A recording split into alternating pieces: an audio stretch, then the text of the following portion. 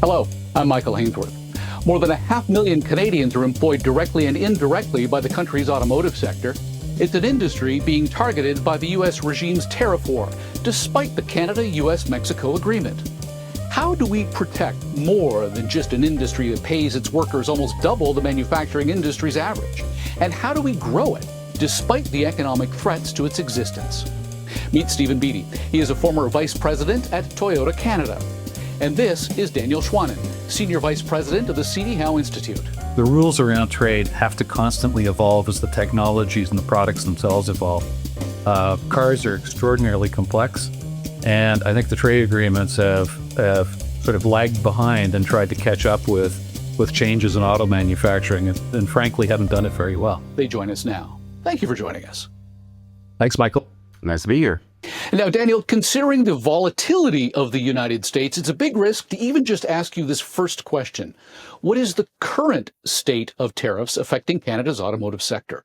Well, it's not a happy one, and it could be worse. So how about that? So, you know, our vehicles face a 25% tariff in the United States on their non-U.S. content. And parts seem to have gotten a retrieve right now in the U.S. market, partially at least. And anything that is USMCA compliant, also that might go into a automobile, is also exempt from tariffs right now, meaning they meet the USMCA rules of origin. But you have to understand that the tariffs are imposed on the basis of what the U.S. considers to be a threat to their national security. So the remedy against that is not like a regular trade agreement. This goes over the USMCA, if you will, in terms of priority. And what we need to do is make them realize that Canadian imports, at least, are not a threat to their national security. So that's the situation right now. And Stephen, you titled your intelligence memo, Auto Trade with the United States, Back to the Future. Are you advising returning to the 1965 Auto Pact? What would that look like? So I think it's important to understand that, back in the early 60s, Canada was going through sort of a severe readjustment of its industrial policy as the market just wasn't big enough to maintain a fully comprehensive auto industry and give the type of choice and the low prices that consumers were expecting. So we entered into negotiations with the United States in order to create what was the precursor for free trade agreements in North America. And that Auto Pact basically had a rule in it that said, if you manufacture in one or the other countries, then you would also be able to import the products of that other country to that land. The issue then is, in the original agreement, you had a requirement that specified local production. We turned after that in the subsequent free trade agreements to something called regional value content, which meant that the content could come from anywhere inside the trading zone. And as it turned out, each time we've negotiated a new trade agreement, we've increased the rules around regional value content, but it hasn't proven to produce the sorts of results that either the United States or Canada would want. So it's time, I think, to look at the fundamentals and consider, perhaps going back to the original formula that created the successful, fully integrated North American industry that we prize today. What we have to understand is that we are definitely stronger together. I think Canada's output and Mexico's to some extent, of course, contribute to the competitiveness of the North American industry as a whole. Now, the results, as Stephen mentioned, have not been entirely to the satisfaction of the United States, maybe not even of Canada, because of the way that Mexico is able to, I'm not going to say get around the rules, but, use the rules to their advantage in a way that they were not intended. For example, by having more Chinese input into their their manufacturing and their parts that they then export to the United States and us under the CUSMA, the current free trade agreement. So clearly the U.S. wanted some adjustments, and clearly the formula that, for example, well, not for example, the only example, the formula that Stephen proposes in his CDR paper really is aimed at correcting the imbalance, not just for Canada in the face of tariffs, but for the United States as well. And so that is, in a sense, meeting not only our objective to preserve a highly competitive industry. Let's just be clear, Canada is very competitive without tariffs, but also achieve a U.S. policy objective. It sounds like Canada's not the problem here, Stephen. No, I think, as Daniel was saying, one of the issues here is that you can have a regional content rule that works if you've got economies that are broadly matched to each other. The moment that you have something that throws that into imbalance, whether it's a political imbalance or whether it's an economic imbalance, then suddenly those rules start to get undermined. And if we look at what's happened since Mexico's entered the free trade space, not only have you had a drift of manufacturing out of Canada toward Mexico, but it's also happened from the United States toward Mexico. And so you have policymakers of both countries saying, hey, we need to address this. And the way they've done that is by constantly cranking the content rules higher, but it hasn't stopped that shift in manufacturing. So I think the way to respond to that is to get to the basis of the sort of political and economic concerns here, and that is to put some production guarantees back into the rule. And in fact, if you have final assembly of vehicles in a country, the rest of the supply chain will come with it. The auto parts makers follow the industry wherever production takes place. We're a just-in-time industry, and we need that production to be close to where vehicles are being assembled. So the key to having a fully functioning auto industry is make sure that those assembly jobs are maintained. And I think that's where the next discussion around free trade should be. Already we're at 75% regional value content in the USMCA. We've got labor value content rules. We've got a requirement for 70% steel, and yet that hasn't addressed the basic problem. But when you suggest that when a vehicle is produced in any particular jurisdiction, the auto parts manufacturers will follow, Canada doesn't produce anywhere near as many vehicles as we've seen in the United States or Mexico. Are we at risk of weakening our auto parts side of the equation by appealing to what the Americans want? Well, so in this particular case, if you look at where we are right now, you're seeing the U.S. administration saying, listen, we don't want your cars, but we want your auto parts. So they've established some exemptions from the current rules to ensure that they can get access to auto parts made in Canada and Mexico that they're not able to produce locally.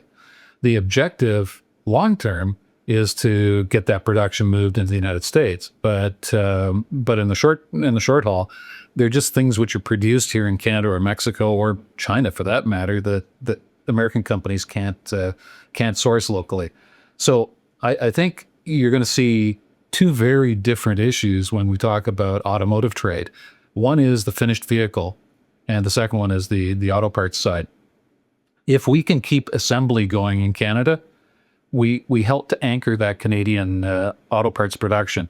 If we don't have that assembly, then there'll be Canadian parts companies, but they just won't be manufacturing here. They'll be in the U.S. or elsewhere.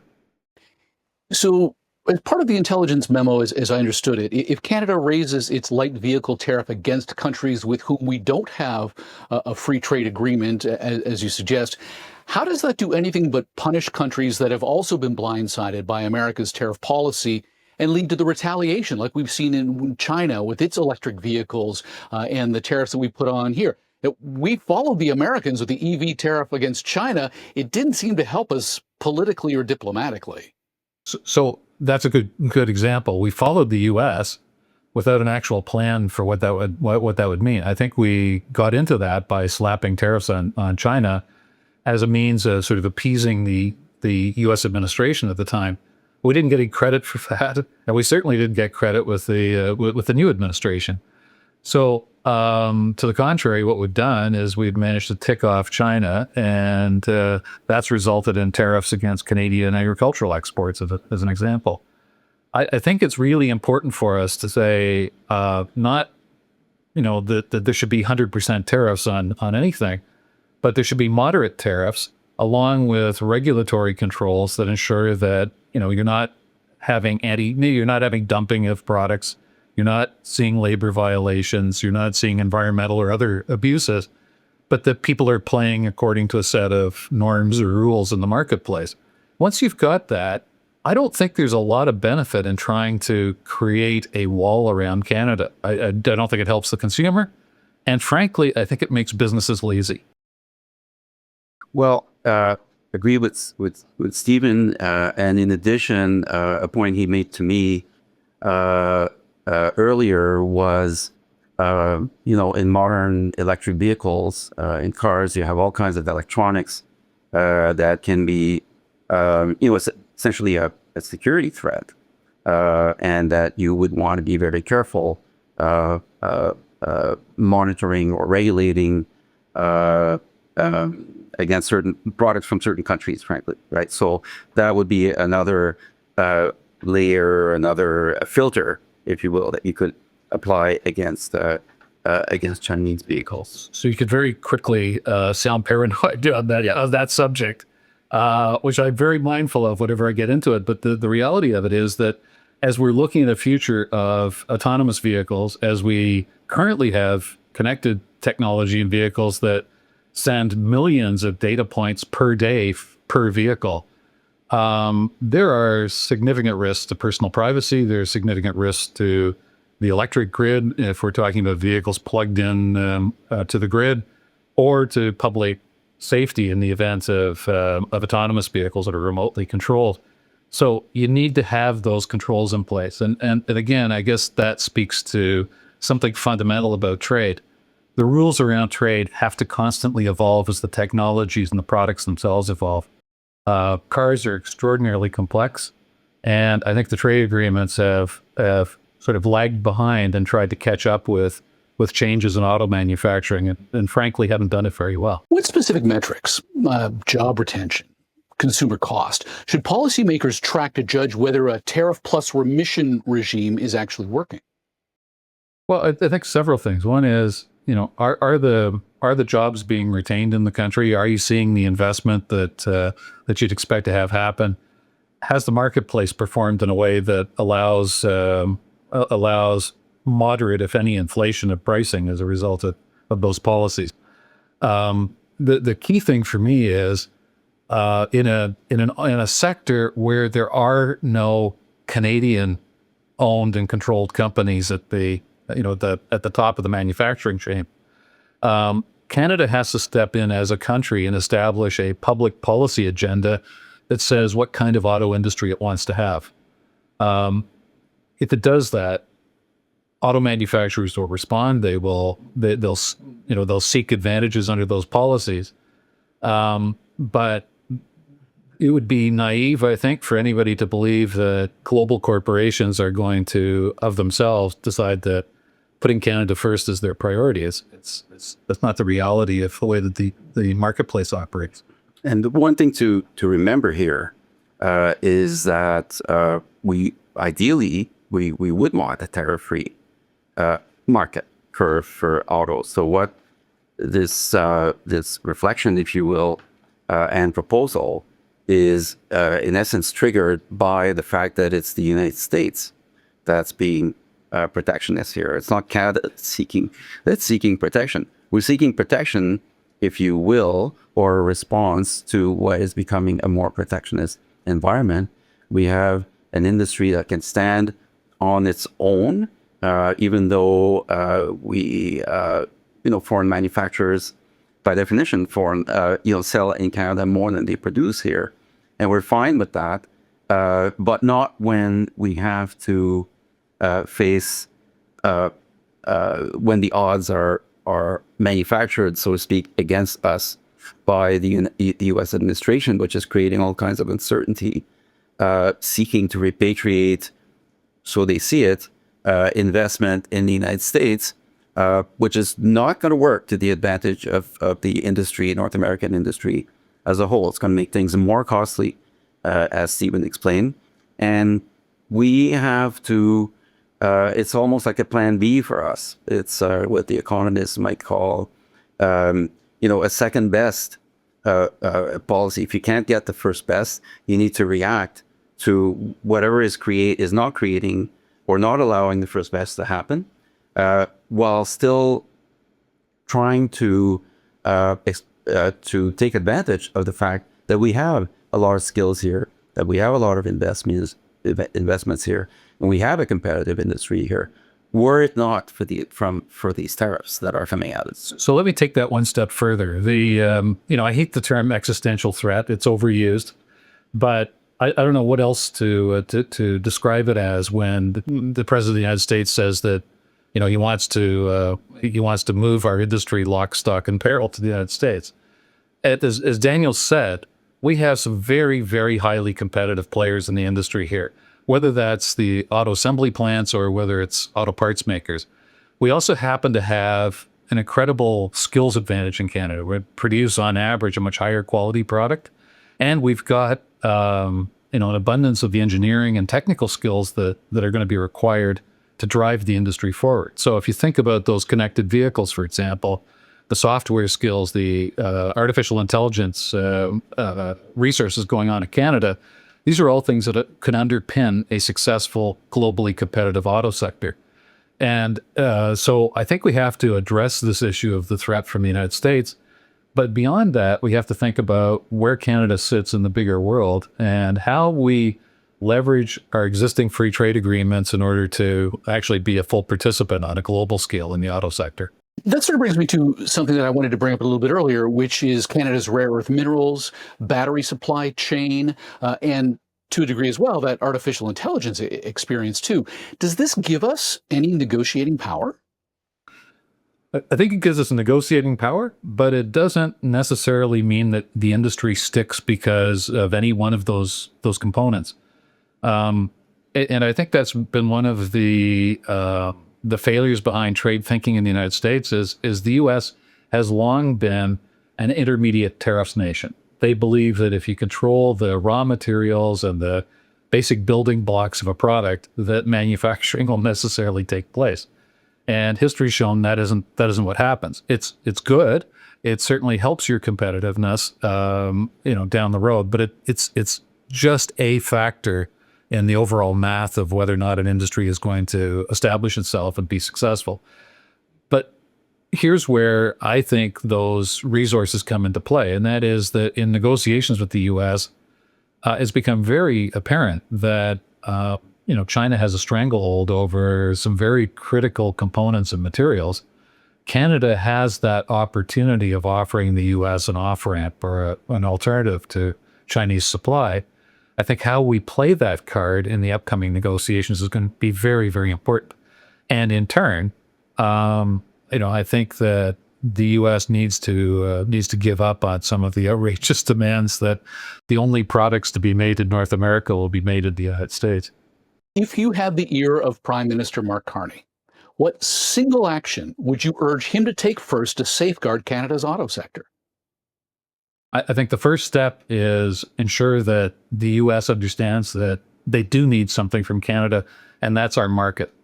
And if we don't play that card effectively, then the rest of the trade battle is going to be lost. First of all, the president wants balanced trade. We have balanced trade in autos.